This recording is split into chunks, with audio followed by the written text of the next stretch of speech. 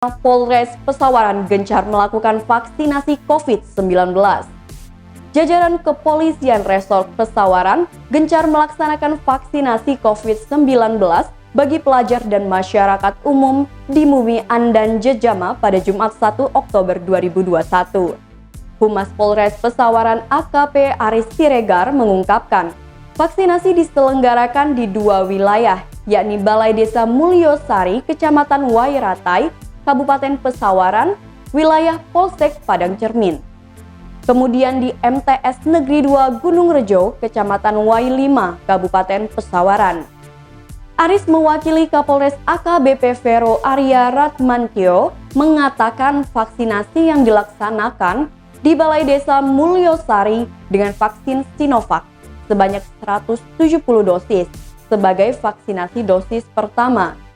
Kemudian vaksinasi di MTS Negeri 2 Gunung Rejo, Kecamatan Wai5 sebanyak 540 vaksin.